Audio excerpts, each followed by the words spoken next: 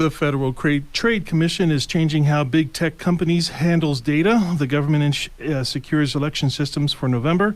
How Amazon and GE are stopping counterfeiters, and another big tech company gets hacked with ransomware. All that and more next on the Computer Doctor Show. You're listening to the Computer Doctor Show, your source for technology subjects affecting your business and personal life during this new normal. Your host is an award-winning office technician and IT specialist, author, tutor, ethical hacker, and recent winner on localbest.com as the best computer shop in Tucson. Broadcasting live, here's Aaron Moss. Good afternoon, everybody. Welcome to the Computer Doctor Show, your headquarters for up-to-date scam awareness, science, and cutting-edge technology talk. And this is episode 101. I'm Aaron Moss, your host. Thanks for tuning in with us every Saturday at 2 p.m. And we post all of our shows and bonus content on computerdoctorshow.com. Again, computerdoctorshow.com. And we would love to hear from you, so give us a call during the show with your computer, internet, and cybersecurity comments and questions on our open studio line, 520-790-2040. Co-hosting today with me is Rob from the Cassie Unscrewed Theater. Oh, thank you, Aaron. It's good to be here, and I'm happy to be here with you to kick off your second set of 100 episodes. That's the goal here for another 100, and we celebrated our 100th episode last time we broadcasted. We had a lot of fun, and hopefully we'll be on the air for many, many more years, hopefully. We would like to show some love to the expert technicians at Perfection Auto Works. While the price of everything is going up in a way, hopefully not away, there are still some things that are for free, so we want you to take advantage of the free 26-point inspection at Perfection Auto Works and their mighty good AC service. For an appointment, call 520-323-8650. Again, 520-323-8650. We have a great show. So some of the news that broke this week, the Federal Trade Commission, or the FTC, is changing how big technology companies handle their data. There's a growing interest of how big tech collects and uses data. So places like Facebook, or what's left of Facebook, there's Meta, Instagram, WhatsApp, all the social medias, they come into play for this, but there's a lot of focus on the Meta services, the WhatsApp and Facebook, Instagram. So the companies that now collect personal data on individuals at a massive scale is in a stunning array of contexts. So they look at your location. They now look at your conversations. What else do they look at? They might even have the ability to turn on your microphone, turn on your camera, and it all goes into this thing called this algorithm. And once it gets in there, it starts stirring up all kinds of outputs that can give you just about any piece of information that they're wanting, where people's interests are. Okay, how many times did they flash this picture? Do people click on it? Things, it's like click candy. Where do you stop scrolling and pause and look at something? Yes. What catches your eye? Yes, exactly. So you don't even have to click on it anymore. The mere fact that you stopped. We must have caught your eye there. So they take all kinds of things like this. Also trying to find the mainframe located in Beijing. Thanks a lot, Tom, for that one. But there's all kinds of algorithms. So the companies are under all of these companies that handle data, they're under this thing called the American Privacy and Protection Act. Also, another act that's called the Advance Notice of Proposed Rulemaking. Wait, we have privacy? It can be a little dicey on that one. Kind of like it's like privacy. Privacy-ish. It's not bacon; it's bacon-like. So it's something along those lines. But so the question is more regulation, is more definitions of privacy needed, is what they're going after. So coming up on September 8th, and we're going to try to get some coverage on this, the Federal Trade Commission wants to hear from the public in a hearing that is scheduled on September 8th at 2 p.m. We'll put the link on the show notes of this episode. And if you have a very interesting concern about privacy in the big tech space, then it might be a good idea for you to attend, and maybe even put up a question or two to the Federal Trade Commission, because they will be able to enforce some regulations on these companies. Well, I don't want too much privacy, because if I'm looking for a product, sometimes I'll search for it intentionally online and then go to Facebook, and all of a sudden, magically, a coupon code will appear for me. So I want to be able to manipulate the algorithm still, you know? I'm sorry to tell you, it's not magic.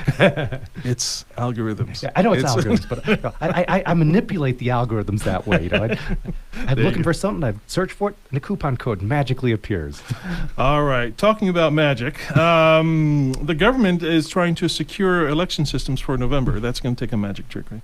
But so the Cybersecurity Infrastructure Security Agency, or CISA, released a free information packet this week for election officials to protect against ransomware, phishing, and DDoS attacks this November.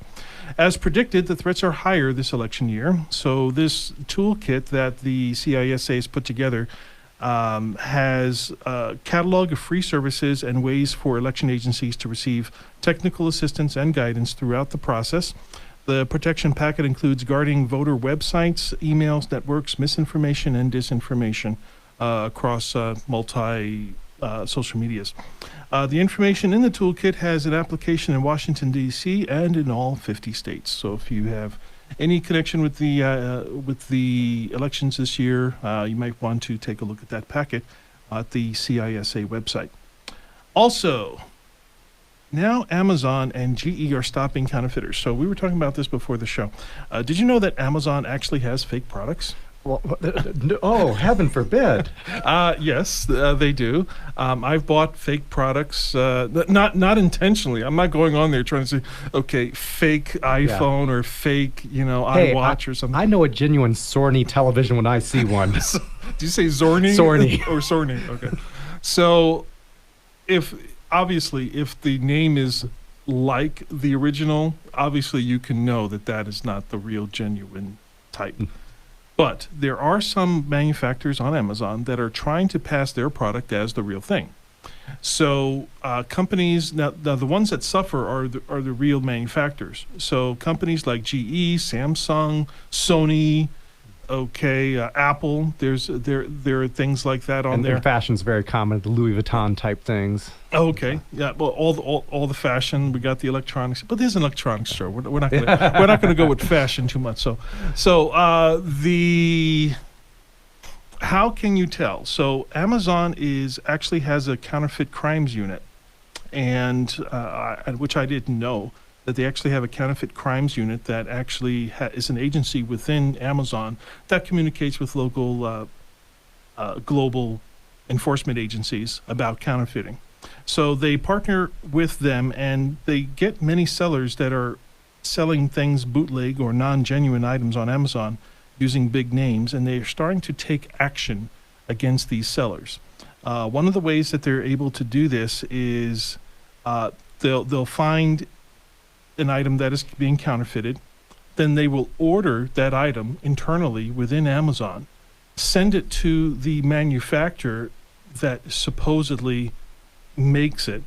The manufacturer examines it, they test it to make sure that it meets their standards, and if it doesn't meet their standards, they send a message back to the Amazon query system, and if it fails that check of that seller that's selling this item that's fake, that account will be shut down, and everyone that has purchased something, they'll get a refund in the process. That actually happened to me. They flagged a solar filter I bought for the Eclipse a few years ago as a fake product, and I got a refund without having to send the solar filter back. But the things we actually have a filter tester where I work, so we actually tested it on that and found out that it was a genuine filter. It actually, the filter transmission curve matched what it was supposed to be. So I think Amazon might have screwed up on that one. So you got a fake refund for a real filter. That's what it looks like. But yeah. I got a real refund for a real filter that Amazon thought was fake. Okay. But maybe the housing didn't meet the specifications, or maybe it was just the filter part that was okay, but there was some other thing. But here's the thing: counterfeiters can be very, very good. Sometimes they can meet or exceed the standards of the manufacturer's standards. I know that when I used to work for Xerox, for example, almost all my customers, well, I shouldn't say almost all, but a vast, I would say about a good number, maybe about half of all of the contracted customers for copier toner were made by a company other than Xerox, okay, other than the OEM manufacturer.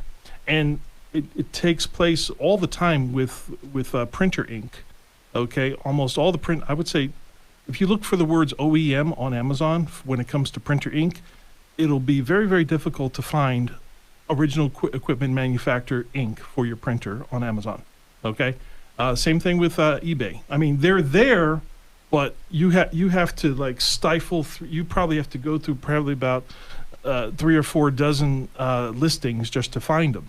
And then you have to text search for the letters OEM, and then maybe you'll find it, and then it'll say non-OEM, when you do that. So they are there, but there's a vast majority of them that are counterfeited. That doesn't necessarily mean that they're bad, but some of them they actually do. And come to find out that I'm talking about years ago, I heard a rumor that Xerox, after finding that this counterfeiter was doing such a good job with copying their toner, they actually became a partner, and they said, "Look, you're making the toner way better than we are. Why don't you just be our main supplier, and we'll send all of our customers to you, and you're making it cheaper than we are. We'll contract with you and split the difference. How's that sound?" Hey, that sounds like an executive conversation right there. Those are people that play on the golf courts and make those deals.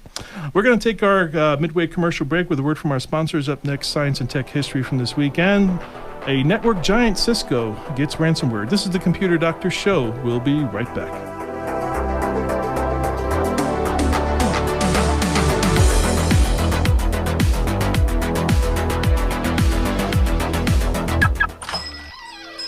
Miss Ratchet, I'm here to pick up my car. You said it would be ready today. I'm not sure what you are talking about. No, I dropped it off and gave you the keys. Now one of us is crazy, and it's not me. Mr. McMurphy, your hand is staining my window. Okay, look, I need my car ready or not. I brought it in to get the shocks fixed and the front end aligned. Now just give me the keys, and I'm out of here. Sit down and join the others, and we'll give your car its shock treatment. Nah, I'm not falling for this chicken hen crap. Mr. McMurphy, step in our back room. We need to discuss something with you. Okay, Chief, you guys, get in the car. We're going to Perfection Auto Works.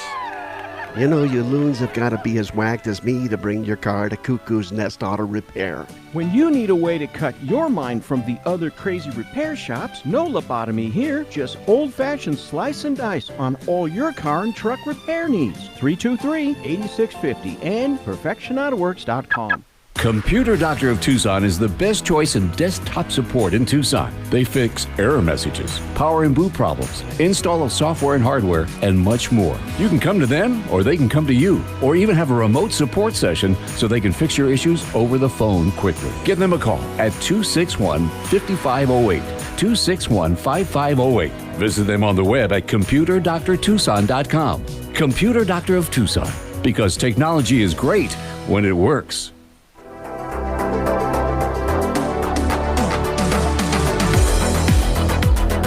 Welcome back to the Computer Doctor Show, your source for scam awareness, science, and cutting-edge technology talk. I'm Aaron Moss, your host, along with Rob, co-hosting today from the Unscrewed Theater. Speaking of the Unscrewed Theater, Rob, what can you tell us about the Unscrewed Theater? Well, Unscrewed Theater is a theater for improv comedy. We have shows every Friday and Saturday night at 7:30 or family-friendly. And tonight's the second Saturday of the month, so we have our Uncensored show at 9 o'clock for the adult crowd. You can go to unscrewedtheater.org and find out about all our shows we have all month. We have musical improv, comic book style improv, family friendly, uncensored, all kinds of great different shows you can find about unscrewedtheater.org. You know, when we're talking about privacy and we're talking about censoring, we're like, at the Unscrewed Theater, who does the censoring? Who determines if it's censored or not censored, or if something is said that is censored? Like who makes it?